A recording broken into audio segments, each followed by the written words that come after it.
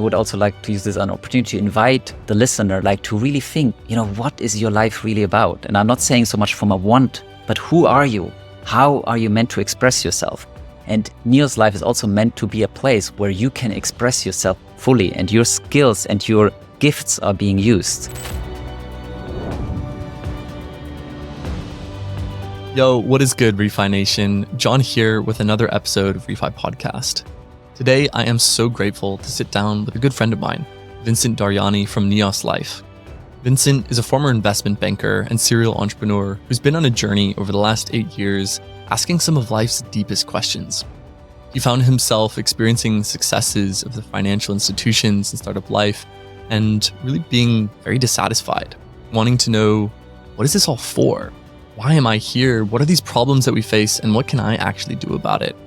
He's arrived at a place where he's found a 1,000-acre plot of land to build a regenerative village just 75 minutes outside of Lisbon that can act as a beacon of hope for the new earth that we're all trying to build together using the most powerful tools of our time. We get to hear more about Vincent's personal journey, his view on psychedelics, his view on Bitcoin and cryptocurrencies, and the kinds of communities that we really need to push forward this regenerative transition that we're all trying to contribute to in our lifetime. I think for me, this episode veers into some different territory. We talk about energy, we talk about spirituality, we talk about awakening. And from somebody who has a deeply analytical and even engineering mind, to have gone on this path, I think for me is very interesting, and in some ways acts as a microcosm for the broader regenerative transition that our entire economy and our financial institutions are going through. That is, we realize the byproduct of the systems that we've created, the impact that it's having on ourselves, on our community, and on nature. We recognize that we need to do something different, radically so, and recognize the role that we are playing as individuals in creating these challenges, and to really inquire, what is the unique contribution that I can make as a person to make the world a better place and to show up as my fullest self? And for me, the vision of 1,000 people or more living on a regenerative village just 75 minutes from a major city is incredibly compelling.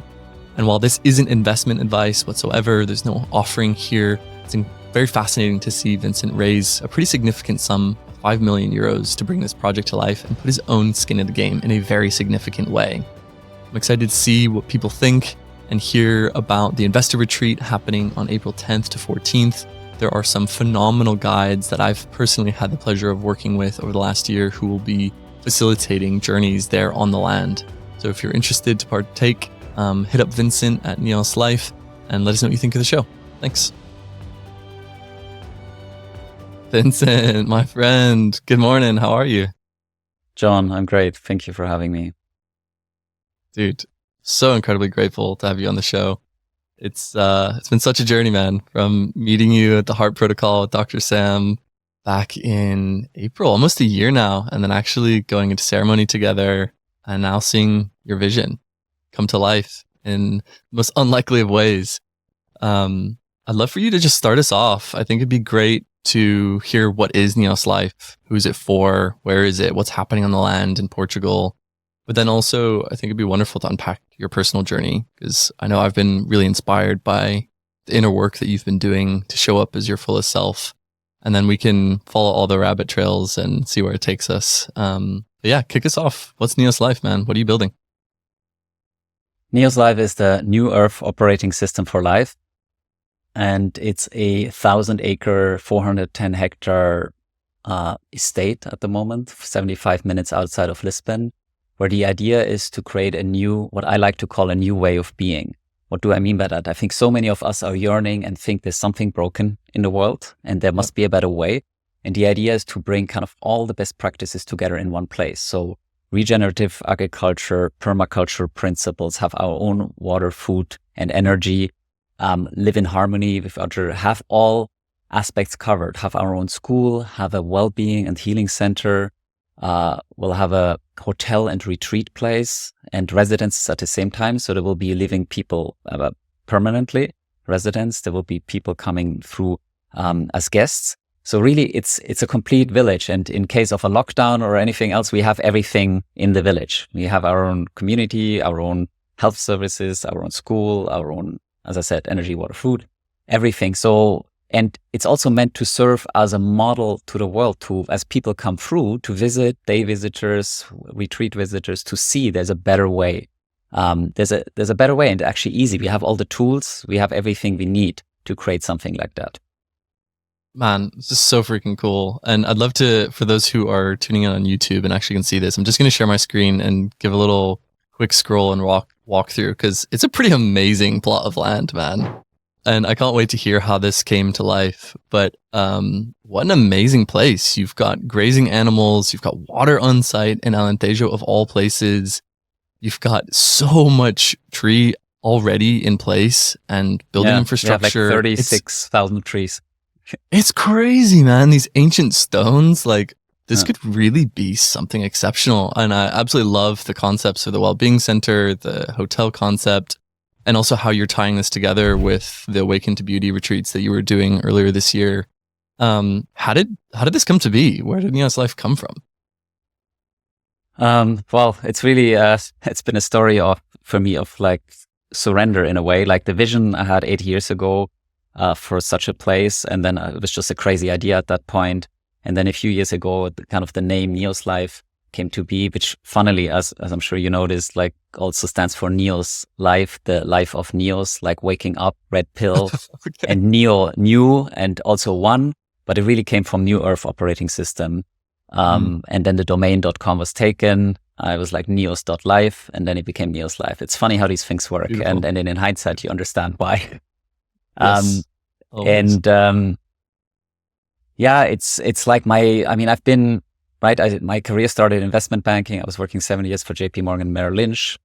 And then I was 6 years an entrepreneur in Brazil, doing a startup with Rocket and then doing my own startup, and had a big falling out with my co-founder. And that made me leave Brazil after 6 years, move to New York. And every morning I woke up, I was thinking of, I'm going to do my next startup. But every morning I woke up and said like, who am I? Why was I, having this conflict? Why was I in Brazil anyway? Why was I building a startup? What are we here to do anyway? What is life is about? And that kind of journey started in 2014. And so it's been a decade. And I just realized that I don't have answers to most questions in life. And so with kind of the money I got from exiting the company and some money I had from previously, I just went on a journey, and I said, okay, I need to find out, how can I choose what to do in life? How can I choose, build the next company or do anything without knowing why I'm doing it? And so that really started a journey into diving into, personal development, going to the Tony Robbins things, going to my first spiritual retreat in Bali, experiencing my first psychedelic, ayahuasca, reading all spiritual books, wow, going deep into meditation, vipassana, and then going into, solitude, abstinence, fasting, cold showers, like going through all like literally trying everything, exploring, what is money? I mean, I worked most of my life in finance or related to finance, and I really didn't understand money until I started diving into crypto, and then more specifically Bitcoin. And so that opened a whole world. And so neoslife is a synthesis of all of that, like in a way, everything that I've learned, and obviously it's an ongoing process. And so it's really, the idea is because there is a better way for us to live. Yeah. And it doesn't have to be a kind of, and I say that with love, it doesn't have to be a hippie way. It doesn't have to be like people that escape. Sure. But there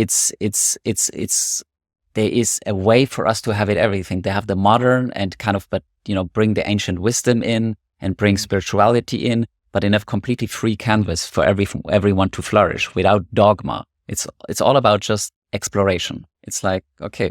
And it's about growth. It's about constantly asking myself, how can I do it better? And, what just popped into my head now, it's been kind of like, it's been in the making all my life. When I was just a few years old, as a child, as a baby, so to speak, I just took everything apart. Like, you would give me a toy and I would just take it apart. And in a way, that's been my journey all along. I've always asked myself, why are we doing it in such a way? And how does it actually work? And how can we do it better? Yeah. Yeah, man. And I think that engineering mind, also with a clear understanding of how the money system works and its role in channeling human attention and human energy towards specific goals, can actually be redesigned, and that our society can be much more beautiful if we just change the rules and the conditions and the environment in which we're interacting with each other. And so I think there's a really interesting phenomenon here where obviously you're working on neoslife in Alentejo. Sam Delesk has been building the traditional Dream Factory not far from you for the last few years. Nick Katz is building Good Mountain as a regenerative village with Victor Vorsky up in Ericeira, just outside Ericeira. And then Jeremy obviously was working on his regenerative village project just south of the bridge. And it's like, there's something happening in Portugal and in Lisbon where all of these people are like, okay, we understand the problems we're facing. We see the tools that can address this, but actually there's something deeper that needs to be done, that really we need to figure out how to show up differently in ourselves and to do this in community and to rebuild new systems from scratch. And I'd be curious to just maybe take a quick glance at like when that moment hit for you where you maybe were like, okay, actually, maybe it's not the tech. Maybe it's not all these external things. Maybe it's something that's actually happening within. Yeah, and it's funny. It's been really like so many things for me, a kind of full turn going from one, at some point my mom and also other friends were said like, I don't know anymore who you are, because I went from one, being an investment banker, rational, like atheist, to kind of the other side. And the only reason is because I realized what I used to believe, I realized the evidence speaks against it. So I kind of started, little by little. And then once you go down one rabbit hole, you enter the next rabbit hole, then the next, then they're all kind of connected because everything is connected. And it's really like in 2010, I was at a place called Singularity University in California, and there was all about, and it was the second class of that institution. And it was all about how can we use technology to improve the world? Like I'm the most technophile person, but along my path, I realized, and actually, funnily, I just, at the beginning of this week, I was at a conference called Change Now in Paris, like a huge change event. And I left after one day. I booked a return flight. And I'm like, it's beautiful because there's many solutions here, but no one is talking about the inner aspect. Yeah. Like, and I could feel it energetically. I wanted to get out of there. But that's took me a long time to understand that, because in my own journey for most of the years, I was like just about acquiring knowledge, like how does this work, etc. I was very kind of mentally cerebral focused. And then over time, I realized, especially in the last 1 or 2 years, I realized, no, it's all about my way of being. It's like, it's a little bit like, when I'm an alcoholic, it's one thing, and it's a very important part to understand I'm an alcoholic. But then the much more important part is to stop drinking. And I think what we're mostly focused on is kind of this knowing bit. Okay, I am, or this is wrong, and this is wrong in the world. But okay, then the inner part I need to change myself. It's not I need to change the world, and I don't need tools to create to change the world. I need to change. And if we do all of that, we are in a new world. Absolutely. Yeah. And I think there's a really interesting dance between the information we receive about who we are, the challenges that we face in the world, what we're really equipped to do to address them, and also the kind of lived internal experience of how it feels to show up in the world and to try and be that person and to, embody that change. And then there's also like the incentives, the motivations that come from outside of us of like, actually, you know what? I can make a lot more money doing this as opposed to that. And I think it'd be very interesting to, unpack and understand the influence that crypto, Bitcoin, Ethereum, and these kind of monetary systems that also have very deep ideological backgrounds have influenced the work that you're doing at neoslife. And what do you think the correlation is between, this really fast-growing alternative monetary system and these new ways of living that are beginning to emerge? Yeah, I think, let's call it the crypto journey, and then it became a purely Bitcoin journey for me, is I think just like in any other world, we see the same themes. So the kind of greed that we see in the normal world is also present in the crypto world. Many people are simply motivated, and I think this is why many people enter that space. And there's nothing wrong. That's a human, it's just a human reality that we want more. We want more resources. And I see it in the same thing in this spirituality, right? Spirituality is all about waking up, and going inside. And then there's something like spiritual ego, right? Now I'm more enlightened than you type of thing. And so then the ego just takes on a new cloth. So in crypto, I think it's the same, it's just a new cloth. So, and that's what I kind of realized across my journey is most things are, maybe even all things are neutral, but then it's how we use them, what makes them good or bad. So technology is not good or bad. Like take nuclear fission. You can build a bomb or a power plant, a hammer. I can put it in your head or I can build a table. And so the same with social media or AI, all these technologies are neutral and our consciousness decides how we use them. Totally. And I think in the crypto space, I rarely use these words nowadays because I mean, and this might be very controversial on this podcast, but along the journey, I realized there's only Bitcoin. And the reason is, and that was in a journey in itself, is because what is the purpose of money? Money is to kind of, store of value and means of exchange and unit of account. And one of the most core aspects is that you cannot create more of it. And when I realized that we don't realize that that's kind of the Bitcoin journey, like the scarcity. The finite supply. The finite supply, because as long as you can print more, and I think now it has become very clear to all of us over COVID, because governments started printing so insanely and so fast that we could all feel the effect immediately. I mean, inflation was always there. And we kind of I've been taught in economics at university, that's part of how finance works. There is inflation. But once you study Bitcoin and Austrian economics, you realize, no, it doesn't have to be that way. It's just the way the system is set up. Yeah. So, and I think I found this along my journey all the time. It's like, I believe something, and then I take actually the time to go down in the rabbit hole and really try to challenge this. And then I realize, okay, it was just a belief. And actually, most of the time, it's the opposite. That is true. And so we really live in an inverse world in so many ways, including the inside out. We live from the outside in rather than from the inside out. And the monetary system is also inverse. And in a way, you can say we're walking on our heads because we're navigating life through our mind rather than through our heart.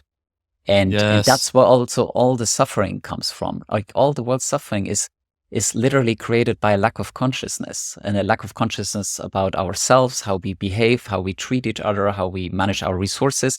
And that's when I see conferences that are like the one I was this week, that are all about, we need to create change. Well, why is the change not happening? There's so many people working on it because it requires a change in our consciousness. It requires an inner change. And that is kind of not on most agendas. And, on a really high level, this is my dream for neoslife, to help us go through this inner change, but not forced from outside, but that the environment helps you to go through that change. And that it's a culture that not only invites the inner change, but also is actively participating in the outer restoration of the earth and communities. Because I think one thing I really resonate with is the story of internet native money and sovereignty and decentralized systems that are censorship resistant really evoked a deep sense of desire to be autonomous, to be in control of my own life, and to participate in something that doesn't have this lever of influence of top-down control. And along the way, there becomes this very interesting path where it's like, okay, well, if I'm really taking my own keys, my own destiny into my own hands, then what does this actually feel like to really fully own my fullest power and to be responsible for, my money, my life, my emotions, my actions, my beliefs? And I think the interesting confluence that I'm curious what, in terms of what you're building, is a kind of a combination of these two things, where it's inviting that transition from a sense of a separate self that believes a rational being motivated by my own self-interest. I'm accumulating wealth, protecting myself from this dangerous world around me, and relating to people on that basis, to then all of a sudden shifting to this insight, this lived experience of actually, I'm an interbeing. I am my relationships. I am more than my body.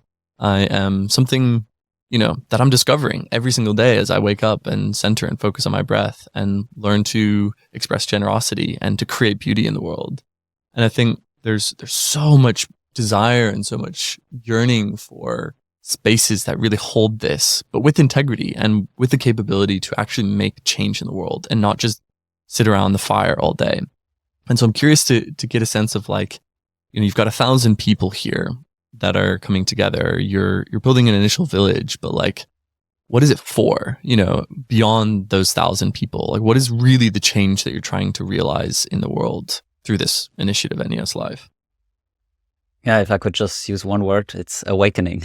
Like, it's like to wake up to who we truly are, and how, like, all the experiences, all the suffering, all the problems, the wars, all of that is created by us. Like, we always point to others. Oh, it's the government, etc. Yes, there's certain systems in place that create certain outcomes, but we empower them, right? We elect them, or we at least let them stay in power. Like, if all of us would get up and say, okay, we're going to change the world now to a certain way, and we all agree, then it would change instantly. And so, right, everything we think kind of the world is a certain way, but it's not. It's just because we agree. Like, for example, if you think about countries or borders or governance systems, they're all just agreed, as they're only in place because consensus. We agree. Yeah, it's just consensus. And if the moment that consensus changes, everything changes. And so in a way, the whole world could change right now if we agreed, or if many of us agreed. And so coming back to your question, like awakening, it's awakening to how we are creating all of it. It's our creation, and it starts all from the inside. If I'm in constant fear, it informs how I'm acting. And, maybe I'm hoarding and I need more resources, and that creates the competition, and it creates the fighting, and that creates the wars, etc. It's all, everything starts from the inside. So, I hope that neoslife, amongst all the kind of beautiful external things like regeneration and having our own farm to table food and all of that, will really be a place where it helps you to evolve from the inside. But again, not because this is kind of what you have to do there, but it's kind of something that's automatically kind of induced. And I think at least everyone who has been on the land so far, the land is really inviting for that. It's a really special place. Yeah. Some people say, oh yeah, you could do it anywhere. And I disagree. Like, it's a special place when you feel the energy. It's very conducive, I think, for this kind of work. It kind of helps you to do the work. And I think, some of these terms like awakening or energy can be sometimes hard to grasp for people who haven't maybe experienced certain experiences. But there's also the kind of lived reality of our nervous system and how our nervous system responds to biodiversity and the presence of nature and other people whose nervous systems are regulated, and an environment that really feels safe and also invites us to step into our highest capacity and really contribute what we're uniquely able to do. And I think this is something for me that I'm super interested to begin to witness is, watching somebody like yourself who gets put through the societal mold of like, no, you're not going to do this. You're going to, go make a shit ton of money and work in the financial institutions of the world and grind 100 hours a week. And actually there was a kind of process you went through, a force of really remembering and becoming who you were. And I think the idea of a community of people who are all on that path to really show up as who they are outside of the conditioning of the society, the wounds of the trauma, the influence of the parents, is incredibly powerful because, I've seen in my own founder journey, like you described, it's those relationships with the people that we're trying to build with that really ultimately determine how successful we are at building our vision and bringing this to life. And I think there's an interesting ingredient there around what you're building at neoslife and the balance of what you're trying to seek. And I wonder, like, who are you trying to bring on board with you? Like, what do you need to bring this to life? Because I know you're putting some of, quite a lot of yourself and your own, energy into this. And I'm just curious, like, what's the call to action? Who do you need on board, and what do you need to, make it happen? And where are you in the stage of bringing this to life? Okay, many questions.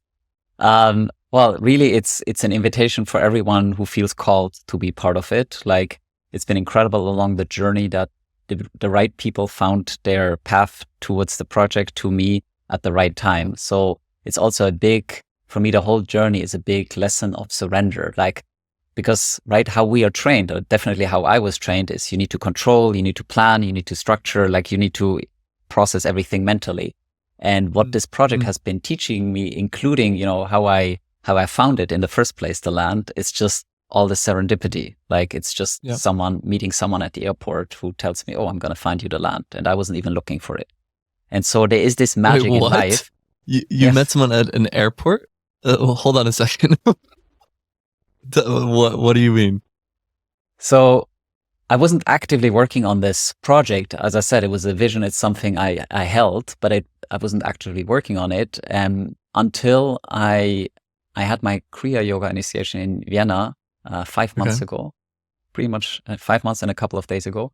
And I was in my flight back to Lisbon, and I stand in line for the plane to board. I'm the second last person in line. That's also interesting. And then there's one person behind me. And that person suddenly says, "Are you Vincent?" And I turn around and I say, "I am. Do I know you?" And she said, "No, but I'm reading your newsletter." She found it on LinkedIn. And she's one of, I know many of my readers out of the 2000, and she's probably one of a couple of hundred that I don't know. And so what are the chances? And so I keep, and I know it's not a coincidence. Like my journey has taught me that these things happen. And so life always sends us messages. We just have to pay attention. So I was like, okay, this is not a coincidence. So I asked her, like, why did we meet? Why did we meet?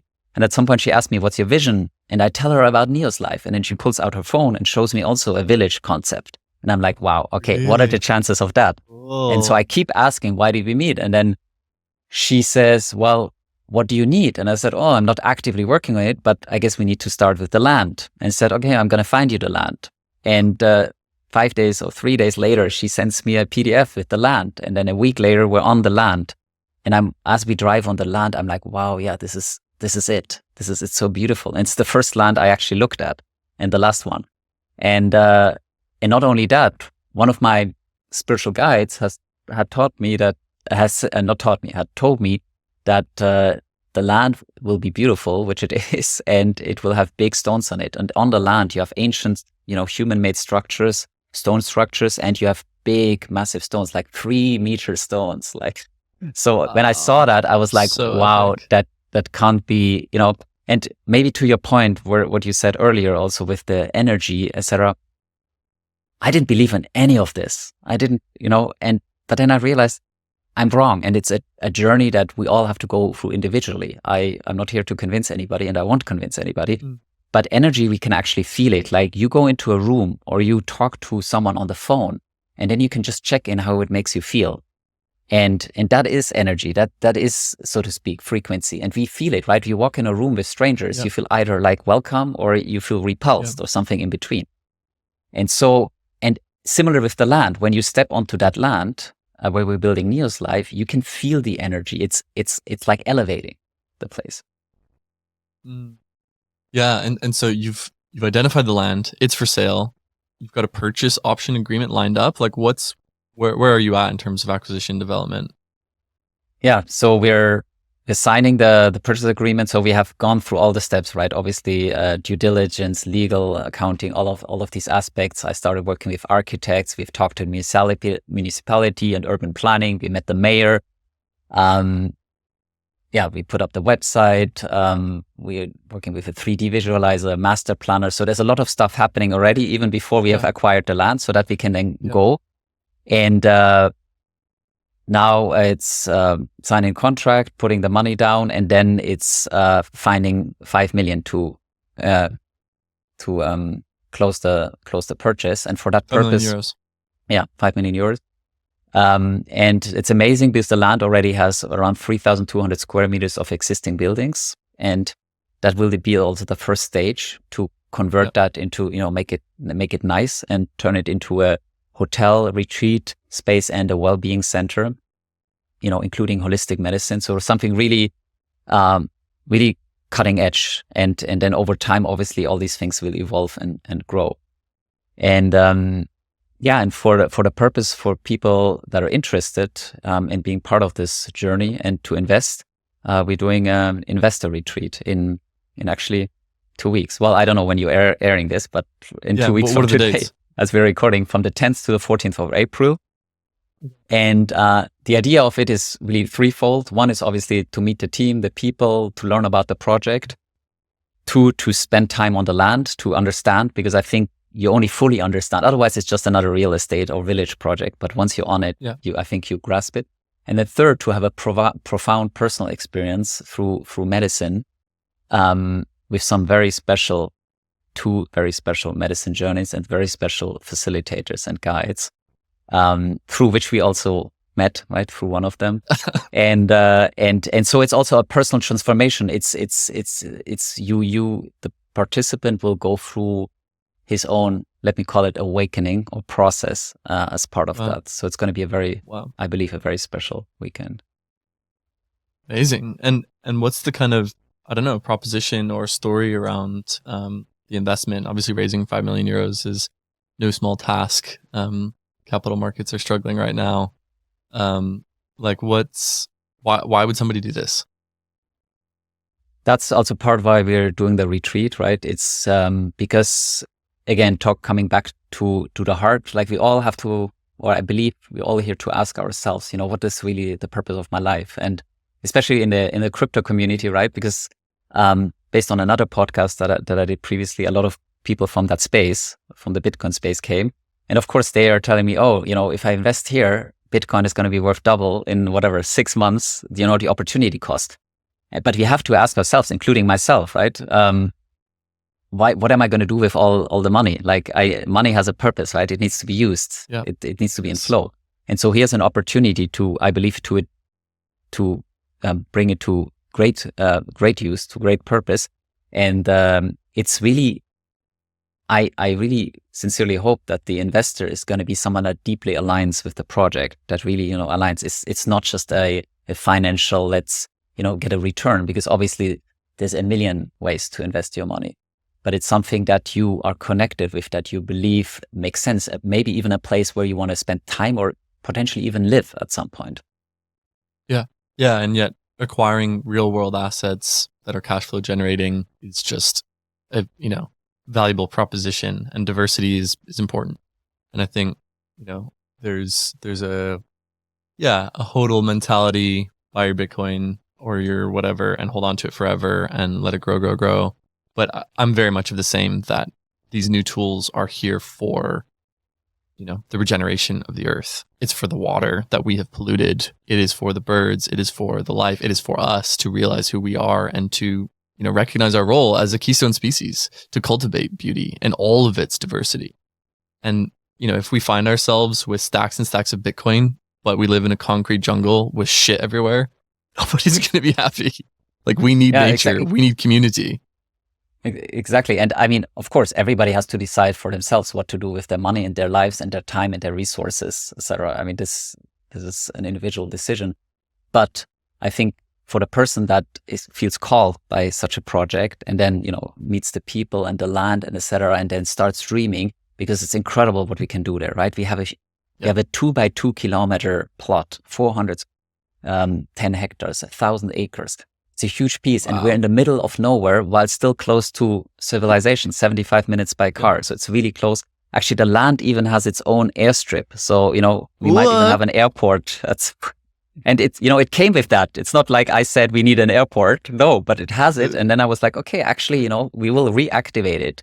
Flights from Lisbon departing to neoslife in 37 minutes.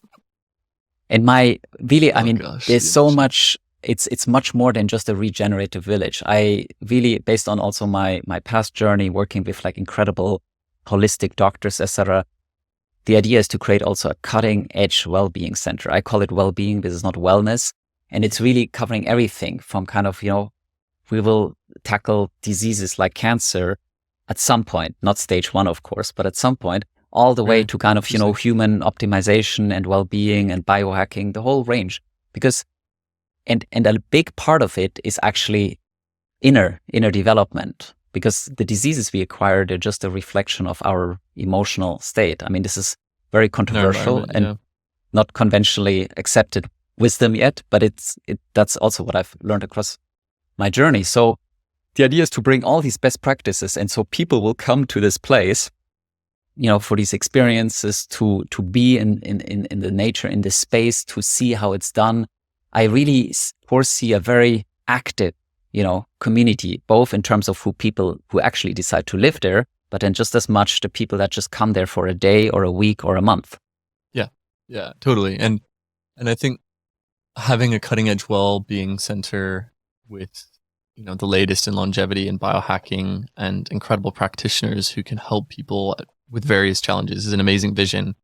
I think I would caveat from my own experience that I don't think like all illness is created by some sort of internal dysfunction. If you take a 4-year-old who's been diagnosed with leukemia, like they haven't had the opportunity to develop the internal dysfunctions. There are just systemic toxicity and pollution in our environment, and also underlying biological mechanisms that can make us predisposed to illness. And so I think I definitely, was surprised reading Peter Attia's work and diving into, how much emotional trauma and repressed emotion and, how much our own inner world can contribute to the progression of these 4 horsemen of the, chronic disease apocalypse. And I think that there's a lot to be said there. And I think having a village with that as a kind of centerpiece is a really interesting play. And I think, my mother has struggled with multiple sclerosis for almost 40 years. And she hasn't had an episode since 2014. And she's off all disease modifying drugs. And like the conventional medical approach was just like, what happened? And she was like, I completely changed my diet and started doing physical therapy. And, they couldn't really believe it until now there's like 5 or 6 peer reviewed papers because of the work of Dr. Terry Walls that shows it's not just the thoughts that we're believing, but also, the food that we're eating, which effectively in our main society is poison. And so if you're also bringing in organic food, regenerative agriculture on site, like, you're really creating the conditions for people to truly thrive, which is very hard to get in life now.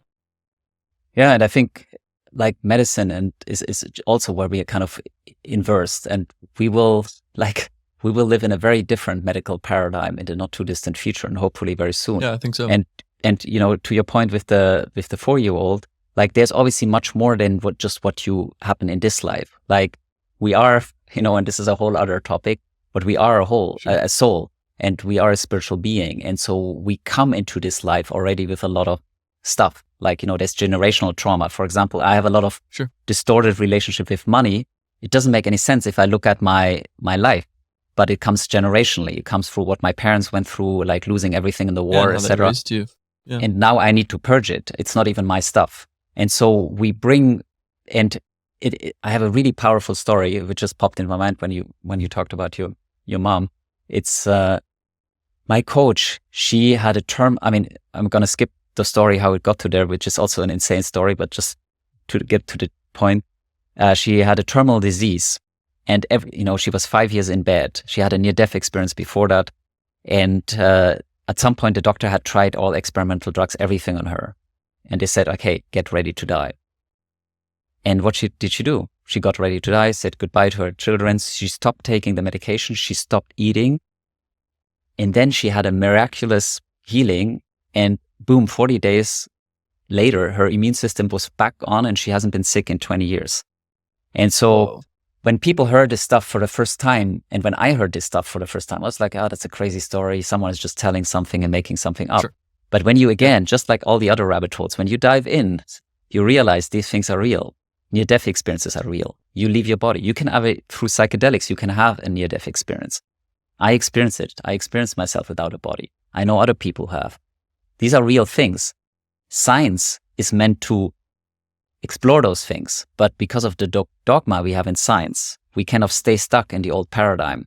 And this is also something I would love to support being changed, give people the room to really explore these themes and show there's a new way, there's a better way, there's a truer way to understanding that, to get us closer to the truth. And then that helps us in our process of realizing who we really are as humans. What is a human really? How does it work? What is the soul? Because there is such a thing.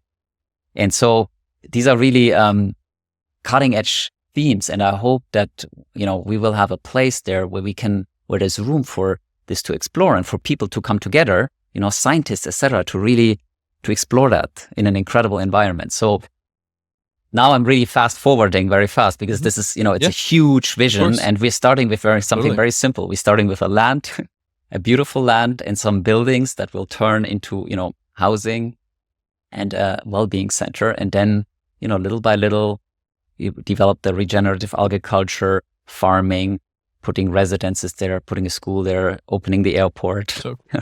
So cool, man. Yeah, it's amazing. And I appreciate you opening up into your own story.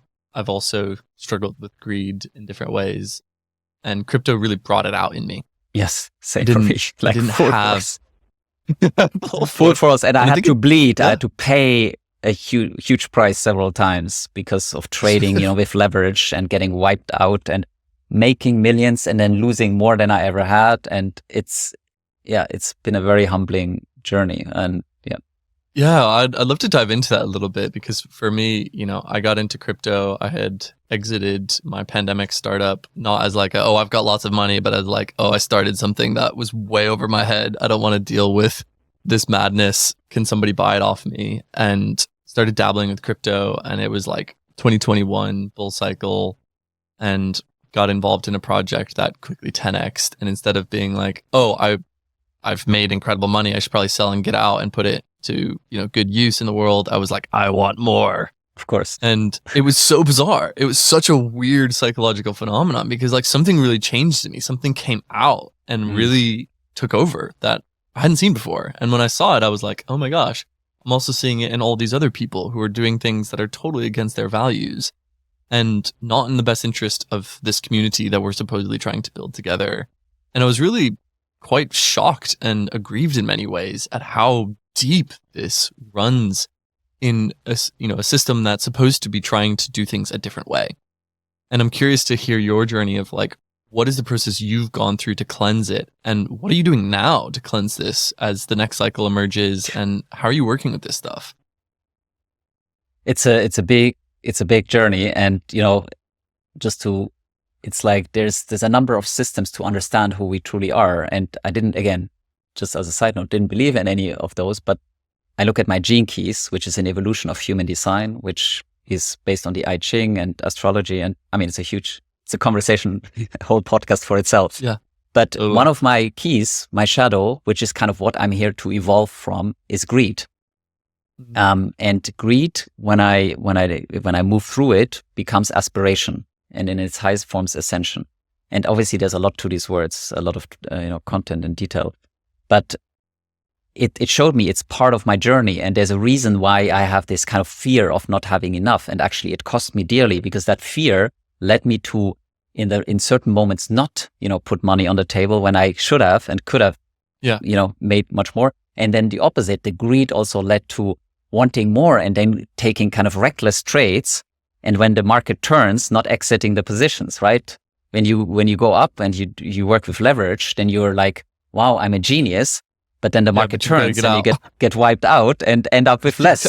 And I really found myself in this one moment in 2021 when I had really levered up for the first time in my life. And I thought I'm a genius, as Bitcoin was like going to new heights. And then Elon Musk changed his mind and says like, oh, Bitcoin is like an energy hawk and it's not good for the environment. And then the price just dropped, and like literally in the matter of, I don't know, a day or days, I went from, being a multimillionaire to not, right? And it's been, and when the market turned down, I just looked at my screen and saw the number kind of dropping. And at some point it was zero and I couldn't act. I was like frozen.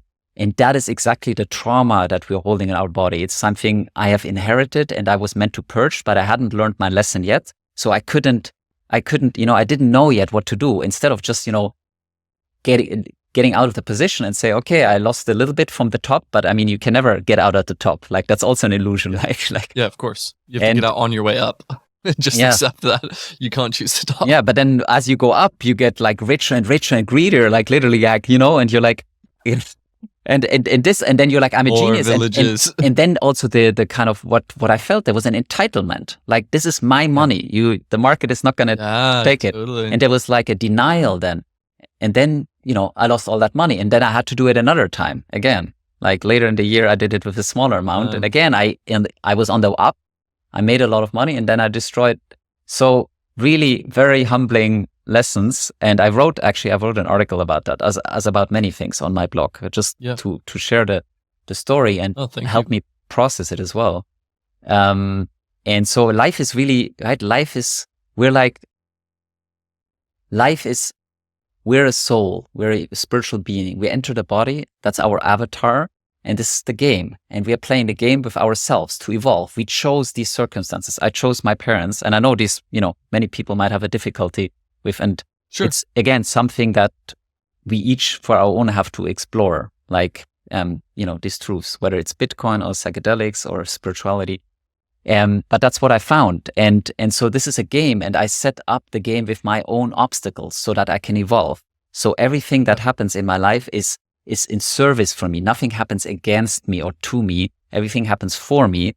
Just my human mind, wants it easy and convenient and safe and controlled.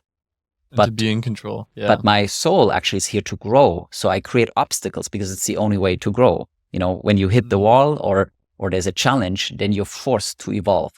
And so all of these financial dramas were actually a blessing, because if I had all of this money still, then there would be no neoslife very likely, because I would sit in a nice big house and kind of just read books or chill or whatever. Yeah. And why would you? And you probably wouldn't have been listening to that person in line. Yeah. You wouldn't have been open to it. No, I probably wouldn't be writing about my journey. And so this poor person wouldn't even have anything to talk to me about. So, yeah. So that's also, I think, important to understand with all the adversity, and we're like resenting, why did this person did that to me? It's all in service of us. Well, that gives no one permission to do something bad to someone, but it just means that all of these circumstances made you who you are. If you change one thing, if I change, like, for example, this money, this loss, everything else changes. My whole life journey changes. And, one could argue, but then it would be much better. But that's the illusion. We have no idea where we would be otherwise.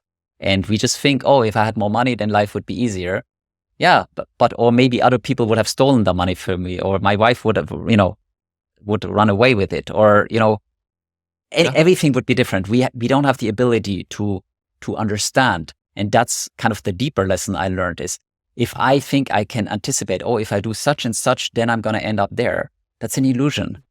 I have no idea 100%. What happens, right? I could walk over the street after this recording and a car drives over me. It's like, sure. And who do I meet in the next moment? That's also what the project taught me. All these people that came into my life to make it happen. I didn't call them. They just, it just happened. They showed up when you were ready. Yeah. And I think these gifts for me are an indication of the abundance that is here for us when we're ready to receive it. And I think it's interesting, the idea that greed is rooted in a sense of scarcity, and that our entire monetary system is designed on debt and the scarcity that debt creates. And we're witnessing this cascade of debt upon debt upon debt, and the systemic challenges that this is creating as we're running up against the limits of our finite planet that only has so much water and so much living soil and so much life to be extracted. And I think your story is an amazing, almost microcosm of the regenerative movement as a whole.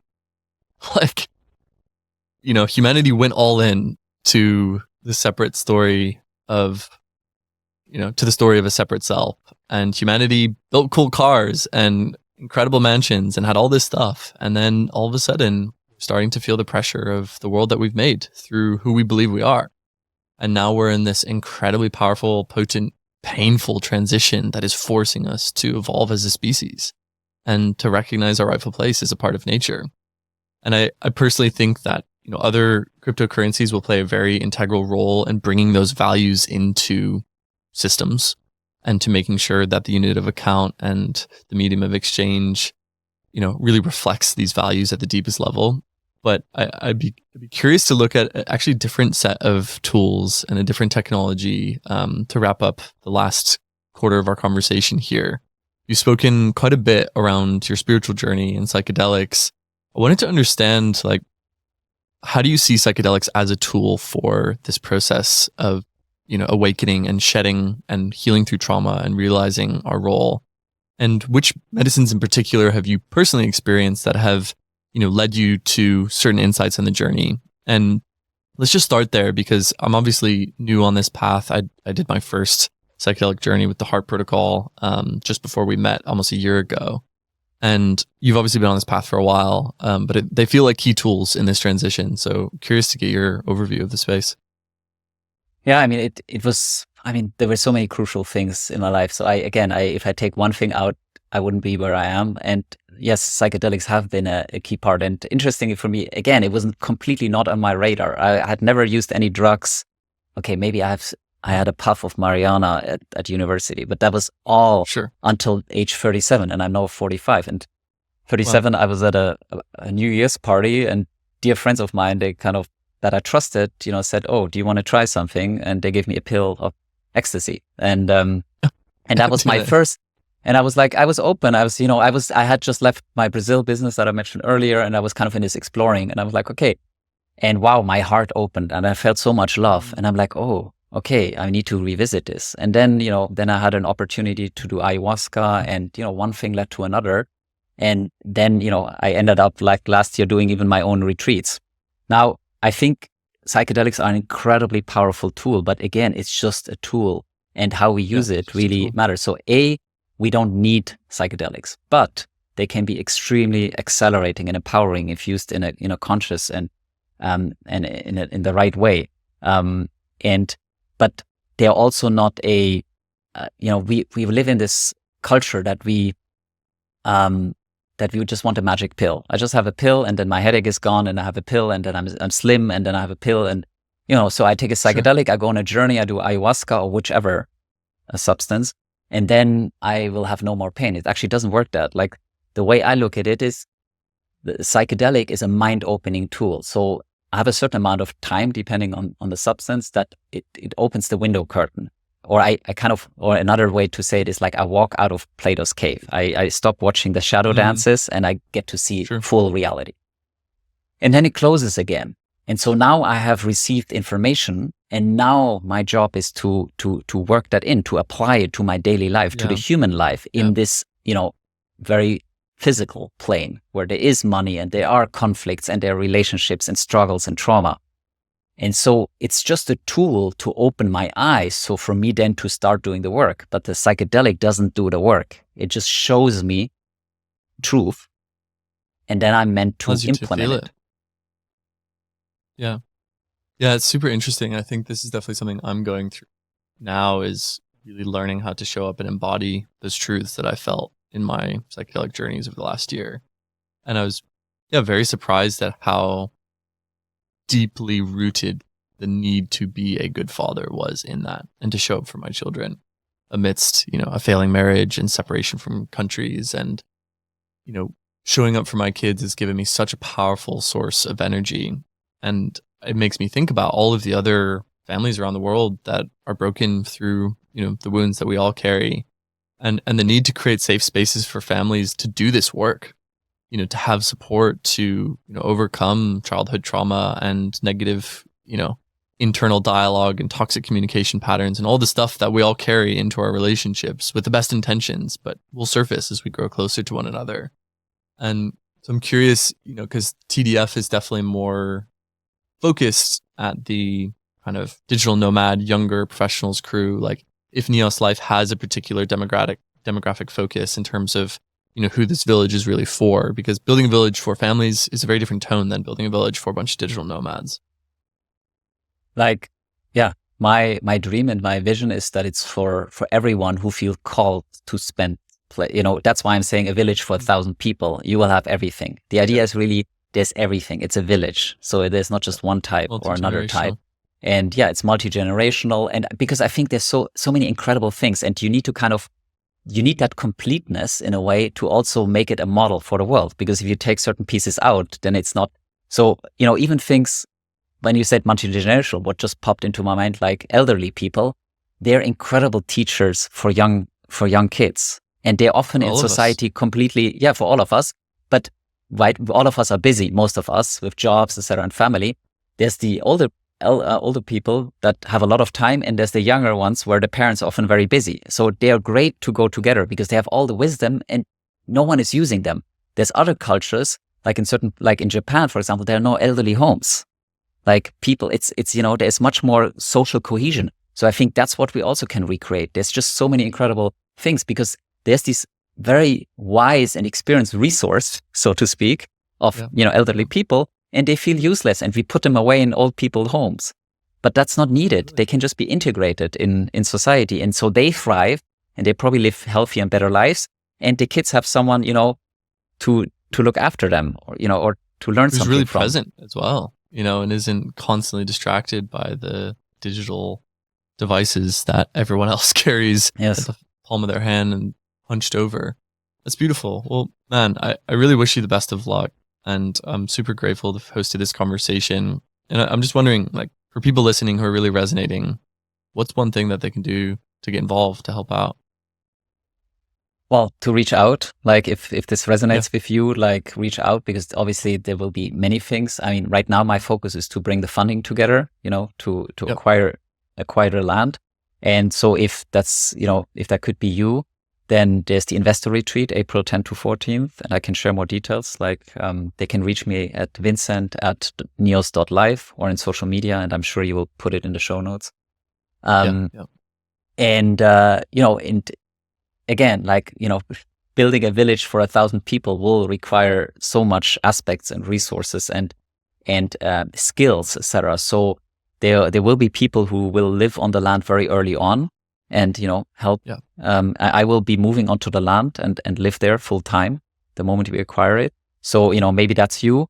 And so I think if you resonate with this, reach out. And because I really want this to be an invitation also for everyone to do what they're passionate about, rather than saying, hey, I need ABC.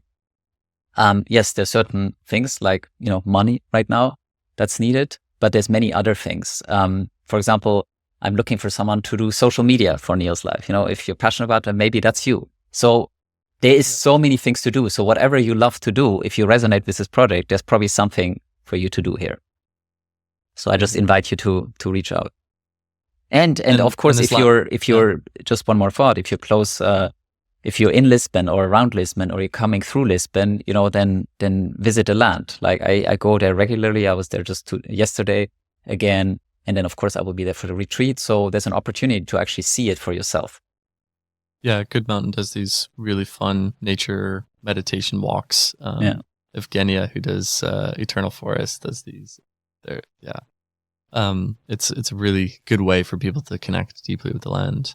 And it also sounds like, you're putting your own skin in the game to this. I assume you haven't raised any other investment. You're doing stuff, you're making stuff happen, you're bringing people together, and you're really putting your money where your heart is, it sounds. And that's, coming also to the point again with the greed and the money story, etc. It really, this project, because I'm not there yet either, right? Like I haven't resolved all of this. So this project is really pushing me and forcing me to revisit myself and, look in the mirror and say like, okay, where are you with the topic, with the money topic? Are you willing to put your money where your mouth? And, yes, and I have to. And it's kind of a purging as I'm walking this path, because I really realized this, again, it comes with, the example I gave with the alcoholic. It's one thing to know you are one. It's another thing to stop being one.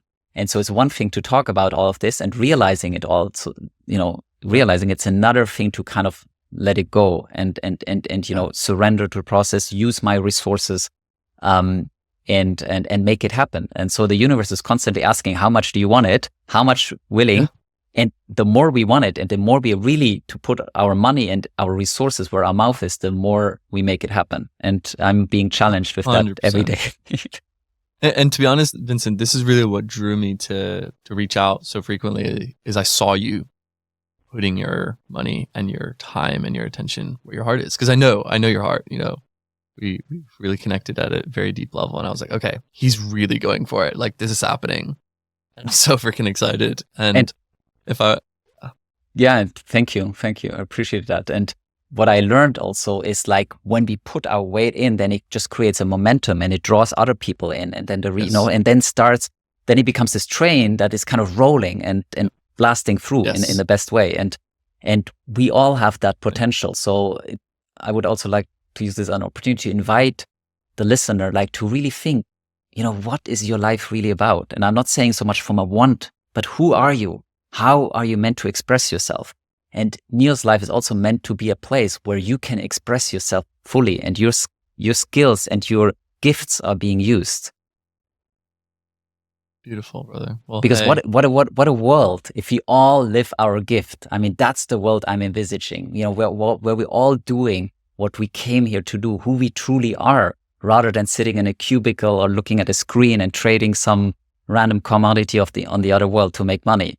Like, yes, you can do that, but there's much more beautiful things you can do, and there's much more beautiful things probably you want to do. amen. Oh, thanks, Vincent, man. It's been such an incredible journey today. Honor, absolute honor and gift to witness you showing up as a leader and doing what you believe, man. And I know very, very well we're going to sit down at an amazing, gorgeous dinner table in that well-being center, look back at this conversation and be like, do you remember that? Do you remember that? Yes, yeah. I certainly do. And it's an honor to know you, man. I hope you have a great rest of your day, and yeah, go say hey to the land for us. Thank you, John. And I'm looking forward to that dinner. Peace be with you, my friend.